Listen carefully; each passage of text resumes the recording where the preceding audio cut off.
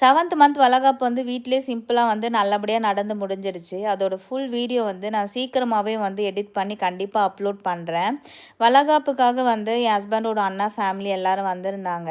So evening போல் வந்து வெளியே போகலாம் அப்படின்னு சொல்லிட்டு நினச்சிட்டே இருந்தோம். சடனாக வந்து 8 மணிக்கு மேலே தான் வந்து இந்த ரெஸ்டாரண்ட் போகலாம் அப்படின்னு சொல்லிட்டு பிளான் பண்ணி வந்து டக்குன்னு வந்து கிளம்பி போயிட்டோம். இந்த ரெஸ்டாரண்ட் வந்து நாங்கள் எப்பவும் போகிற ரெஸ்டாரண்ட் மாதிரி இல்லாமல் கொஞ்சம் டிஃப்ரெண்ட்டாக இருந்துச்சு.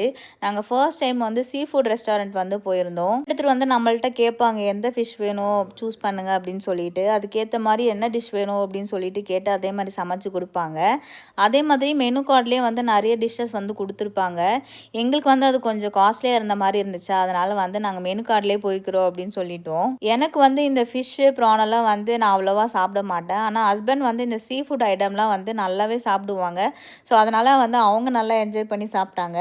நானும் கொஞ்சம் சாப்பிட்டேன். மிச்சதெல்லாம் வந்து என் ஹஸ்பண்ட்க்கு கொடுத்துட்டேன். எனக்கு நார்மலாகவே இந்த ஃபிஷ்ஷு ப்ரான் ஸ்மெல்லாம் வந்து அவ்வளோவா பிடிக்கவே பிடிக்காது.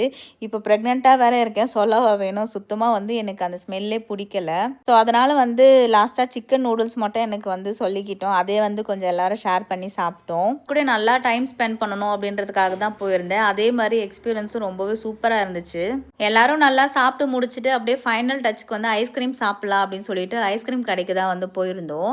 அங்கே வந்து நிறைய ஃப்ளேவர்ஸ் ஆஃப் ஐஸ்கிரீம் வந்து வச்சுருந்தாங்க. யார் யாருக்கு என்ன வேணுமோ எல்லாரும் வாங்கிக்கிட்டாங்க. என்னோட பாப்பா வந்து மோஸ்ட்டாக வெளியே போனால் எதுவுமே சாப்பிட மாட்டா. ஸோ அதனாலே வந்து நான் எங்கே போனாலுமே வந்து வீட்டிலேருந்தே பாப்பாவுக்கு வந்து சாப்பாடு ஒரு டிஃபன் பாக்ஸில் எடுத்துகிட்டு போயிடுவேன். ஐஸ்கிரீம் ஆர்டர் பண்ணி வரதுக்குள்ளே அவளுக்கு வந்து சாப்பாடு ஊட்டி முடிச்சிட்டேன். எல்லாரோட ஐஸ்கிரீமும் வந்துச்சு. ஒருத்தர் மாற்றி மாற்றி ஷேர் பண்ணி எல்லோரும் நல்லா சாப்பிட்டுட்டு வீட்டுக்கு வந்துட்டோம். பாய்.